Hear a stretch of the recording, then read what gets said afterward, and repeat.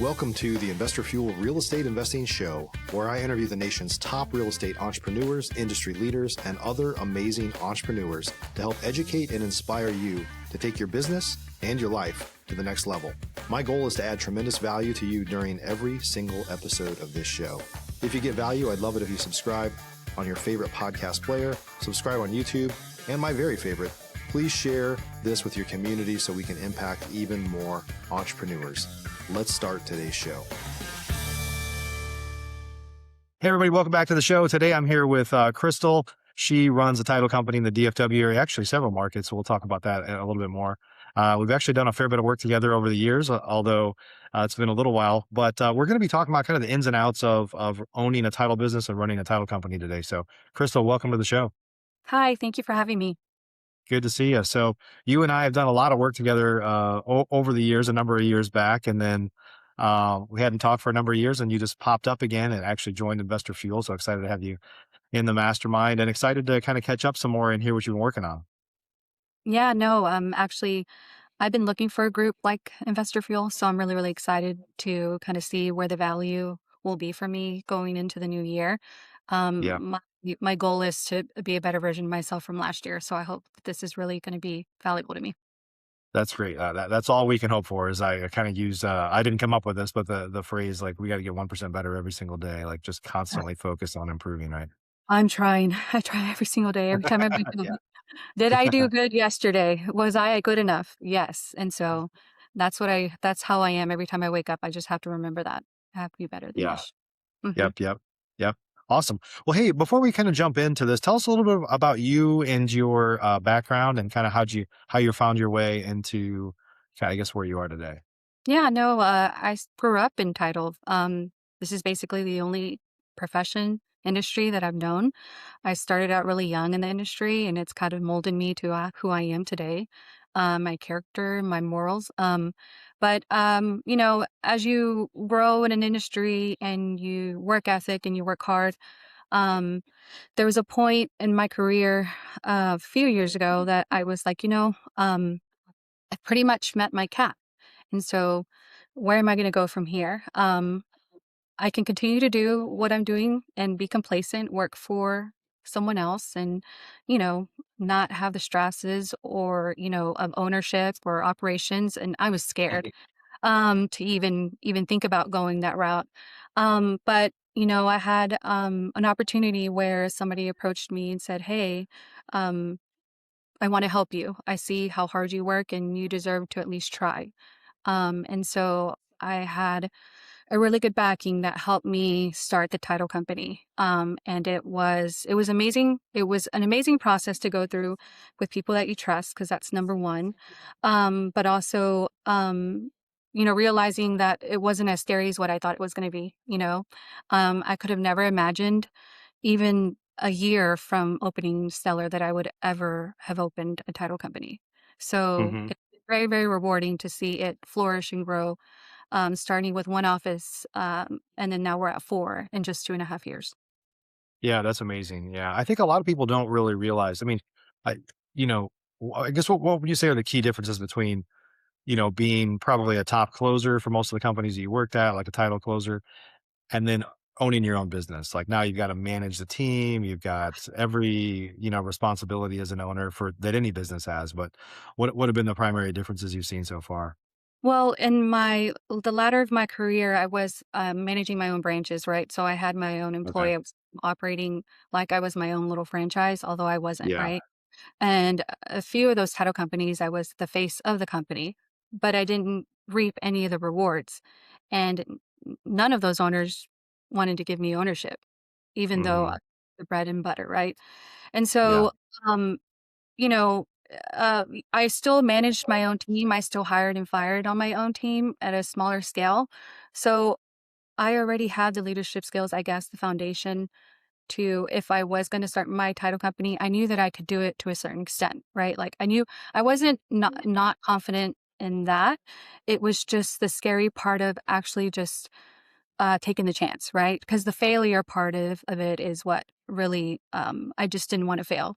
And so now that I've transitioned into owning a company and operating a company, right now we have 26 employees with Stellar. And let me tell you, it is probably the most difficult part of owning a company, I think, would be the personnel and the hiring and firing and turnover, I guess. That's Yeah. probably stressful. Um, I don't always want that, but a lot of times in the title industry is it's based off knowledge. I know we discussed that before. And so you don't really know what somebody knows or their experience or their knowledge until you put them to work. And Hmm. so, you know, I put in a lot of training in places where I feel like people, lack in, what people do well in. I try to kind of adjust my employees to who they could be, how they can better bring value to the company. So there have been situations where, I'm not going to terminate this person. Doesn't fit well in this office, but maybe I can give her this new role and she'll flourish in it. And so, have to make those decisions. But overall, the operations side of a company, I think, is the same. You have your accountants, your reconciliations, you have your attorneys, you have all those that kind of help you. I think it's just scaling your employees where there's leadership stacked so that it kind of relieves the stress and that type of workload on my shoulders. So that's Hmm. basically what I've been doing this past year is just making sure that I'm staffed correctly so that I can take a lot of that responsibility off my plate and I can go out and represent the company. Yeah. What are everybody that is an employee for somebody, not everybody, but everybody that is an employee for somebody and aspires to do their own thing, which you did, Hmm. um, often says like, well, if I owned this company, I would do this differently, right? And sometimes you can go put those things in place, and sometimes when you become an owner, you're like, well, I see now why that won't work, right? I mean, there's probably all kinds of lessons. So, what are some of your kind of key learnings from being, not an owner to an owner that are kind of, different than what maybe you thought it was gonna be? I would be, I think that it would be just being smart with your dollars. Not all the money you make, you get to keep. And there's Right. an Yeah. aspect of that as well. The thing with title companies is a lot of people think that we're just a bank, right? We have all this money in our account that we can just give to everyone. Um, and so, uh, I think that it's more on having a great accountant is going to be your number one. Reconciliations, it's so quickly to obtain losses at such a large scale. Mhm. And one of the most important things that I learned in my first year and a half of the company is that a bad employee will cost you $250,000 in the lifetime that they work for you, right? Mm. I Wow. currently am experiencing that. And so, a past somebody that I knew who was an owner of a company used to tell me that, and I'm just like, I didn't really understand it from my point of just being an employee branch manager, right? Until I got into it, and then I had a few really horrible employees, and I realized, holy shit, So excuse my language, but like this has now cost the company X amount of thousands of dollars, for their negligence. Because you Right. want to trust your employees, you don't want to micromanage. And so there has to be a good medium of not micromanaging, but still overseeing. And so that's what I'm learning how to do this year. Yeah. Yeah. What would you say in this climate? I know we had some conversations up front of the challenges of finding good people. I'm sure you have some good people that work for you, but just finding new good people when you're trying to grow. And, I know that you said, one of the challenges is, and this is whether it's a title company or any other company, I think owners always struggle with finding really good people, right? And sometimes there's people that have been in the industry maybe for a long time. So on their resume, looks like they're great, but they're not necessarily great, or they're not necessarily a fit for you and your culture. So talk about like, some of maybe how you've overcome some of those challenges, because I think every business owner has those challenges for sure.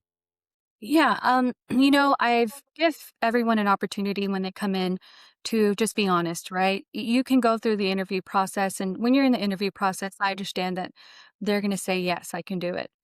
"Yes, I can handle it. Yes, I know it." I mean, that's just part of the interviewing, right? Because Right. they want to get hired. So when they do, I've learned now that even if they said they could do something and they don't, as I learn how they work and their knowledge, it doesn't mean automatic termination, right? It's just, "Okay, just be honest with me, bring it to my attention, and let's work on it." "Yes, you said you knew this, but it's okay that you don't. You're not, really savvy in it. Let me help you." I would rather have them come to me and be honest and say, "Hey, actually, I really don't know this very well," than for them to not bring it to my attention and then cause a loss or a claim, right? The Yeah. point of me being a business is to not lose money. And so I really, really try with my staff just to say, "Hey, if you don't know it, just ask, and never assume." And so, that has really been a big factor with employees that even if they came in and they're not who they probably said they were, I really just try to teach them before I say, "Okay, hey, you may not work." I've actually on the topic of fitting in with the culture, you know, I'm really big about just trying to communicate with them. "Hey, what's wrong?" Just really it's more on the emotional side, especially because I'm a woman driven industry. Yeah. Let me tell you, managing 25 women, it's pretty tough. And I've learned a lot about women in this process of owning a Tonda company. It's a shocking world to me now. But I will say this, like, emotionally, just words of affirmation, letting them know, "Hey, it's not survival mode. We're all a team." And as you like you have to try and get them to understand, like, no one's out to get them kind of thing. And so, a lot of the personality or culture issues that we've had is not necessarily because there's bad people. It's just letting them know, like, "I'm on your team. I've got your back. It's okay." And so Yeah. with women, it's a lot of comforting. And so I do a lot of comforting. Yeah. Yeah. Well, how do you tell me how you stand out as a title company in an area where, from an investor side, you and I worked together for a long time. There's some people that I worked with for long periods of time. I would typically work with a closer, and sometimes when they would move companies, I would just follow them because I'm like, well, I want to work with you. I don't really care what company you're working for. I mean, I think that's relatively common for Yeah. investors, probably also for agents and other people. So how do you, and I'm not saying that title companies are a commodity, but like, how do you stand out to get people to work with you where, a retail buyer and seller, like they usually don't care who they're working with. Their agent or somebody told them, well, here's who I recommend, right? And so you kind of have like to influence people to want to work with you. So how do you kind of build those relationships, and what do you do to stand out as a title company? Well, one of the things that Stellar is known for is just being well-rounded. We can close every type of transaction in real estate, whether it's an innovation deal, an investor, double closing, assignments, commercial, land, mobile home. We close it all. And so we're basically like a one-stop shop. But one of the things that has set us apart is because, there is a title company on every corner, right? I mean, what it is that, I mean, we're competing and what we all do the same thing. Like, there's nothing that we're doing internally in our process that's different from anything that anybody else is doing except for your customer service. And so I'm Right. really big on communication and customer service. I was taught early on in my career that you needed to give a response quickly before they called the office. And so Yeah. you can give a response via email, get detailed updates, then you can relieve the phone calls coming in. And so I've always worked that way. And because of that, everyone knew and could rely on Crystal's always going to respond and she's going to respond quickly. And that's kind of how I built my book and my referral partners in the industry in order for me to be able to open my own title company. So I instill that in my employees as well. That's what sets us apart is that I don't want an email sitting there for more than 30 minutes.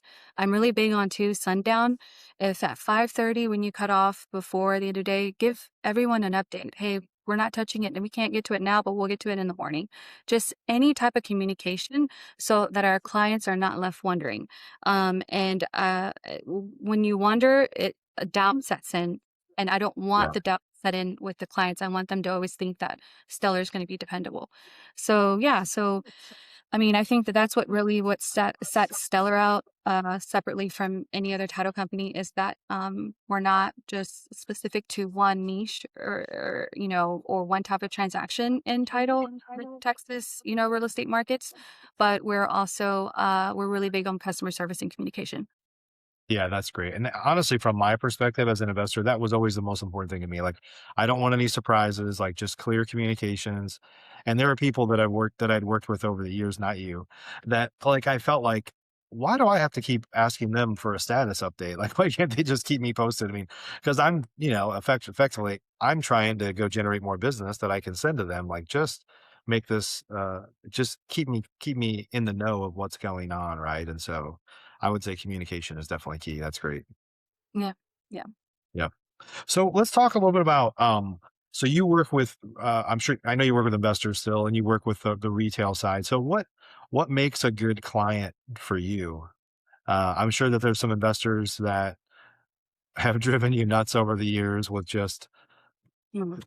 maybe their expectations are unrealistic or maybe their contracts are always written up and they cause problems or whatever, but what makes a good investor client, would you say? I would say it would be the team aspect of we're a team, right? If you don't close, we don't close. You don't make money, we don't make money. But we have to Yeah. do this together.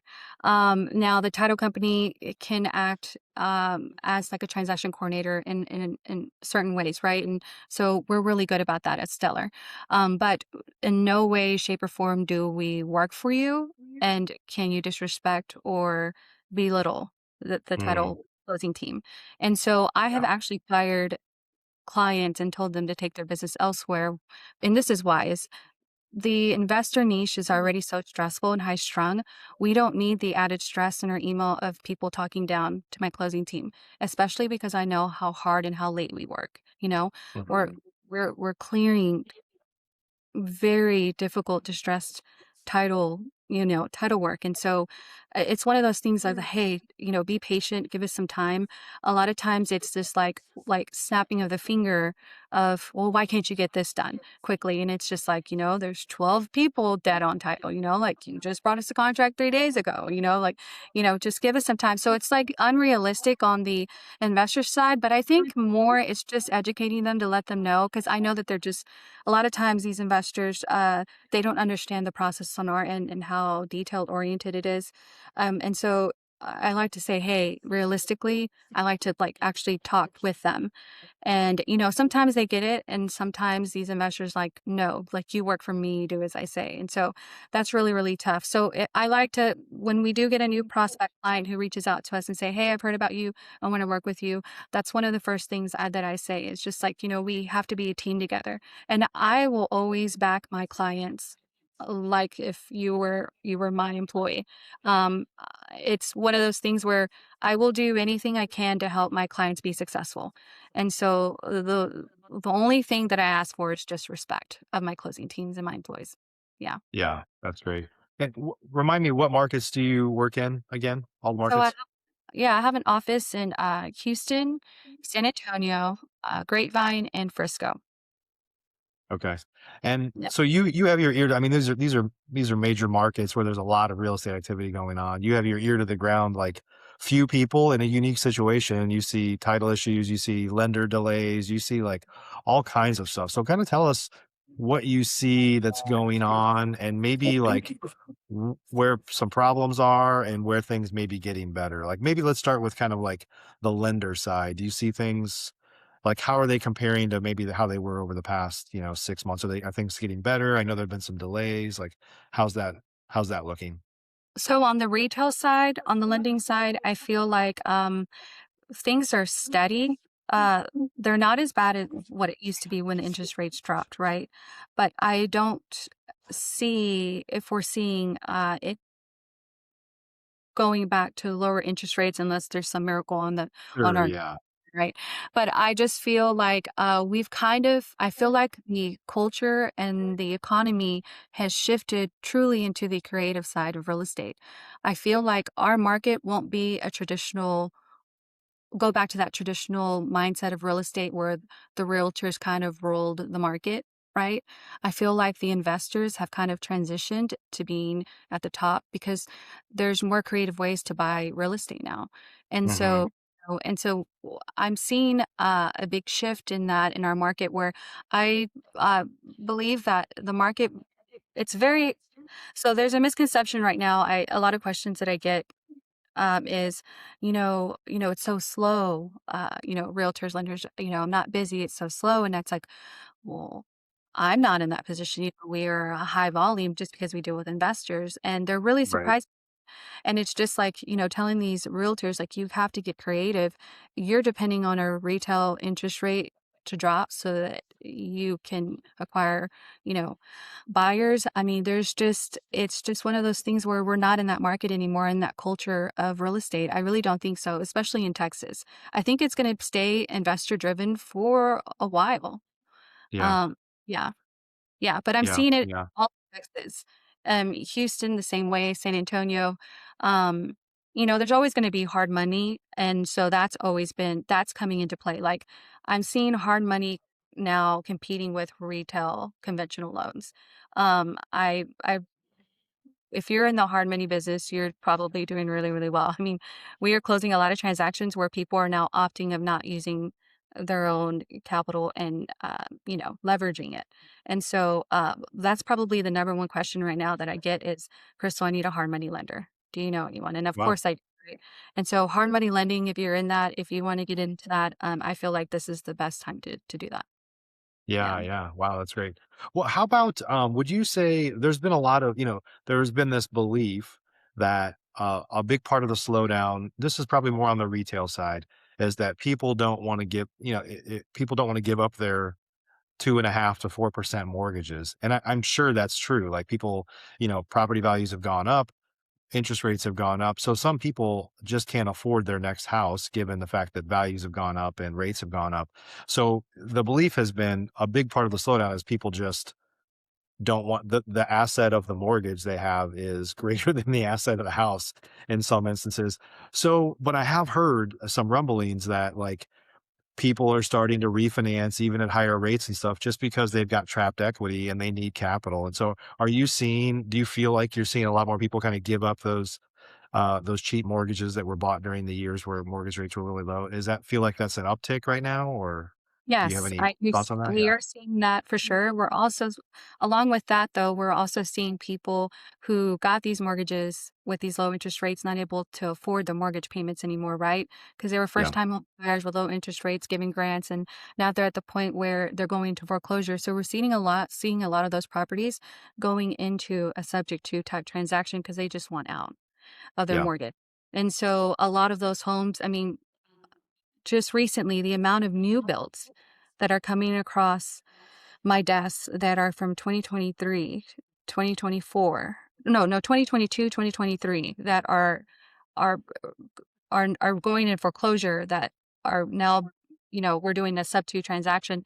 It's mind blowing. So like, Wow. Yeah. yeah, so I think that these people are stuck but if there's a way out for them, they will absolutely take those just to walk away free and the investor can take it over step 2 just because there is no Yeah. equity.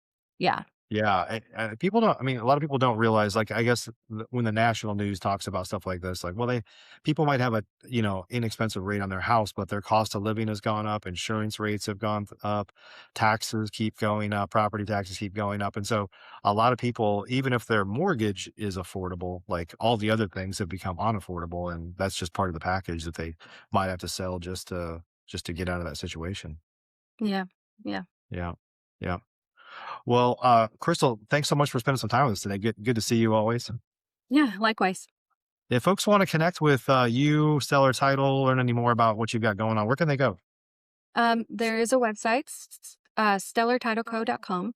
And there's my different offices and team emails that they can, send a request to, and we have our main line there. Yeah.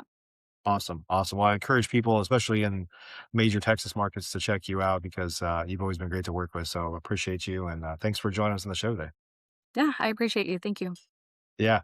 Everybody, thanks for joining us. Hope you got some good insights today from the title side. I think a lot of investors have sometimes work with contractors, sometimes it's title companies that you feel like are like a necessary evil. You're trying to find the cheapest person or whatever. But at the end of the day, I think once you start to develop the mentality that you need to build a team of people that are in different roles in different companies to help facilitate your business, you'll enjoy your business a lot more. You'll have friendships that pay off in ways that you didn't expect. So to encourage you to listen to today's show and hopefully get some insights on how to run a better shop. So appreciate you guys. We'll see you on the next show.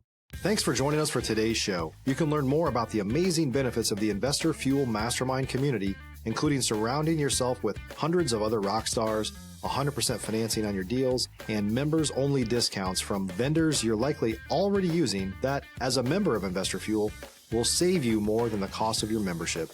Visit investorfuel.com to learn more. You can also check out the show's notes for access to free resources, how to get access to world-class lead generation, and even how to work with me directly one-on-one. Don't forget to subscribe so you never miss another episode. See you on the next show.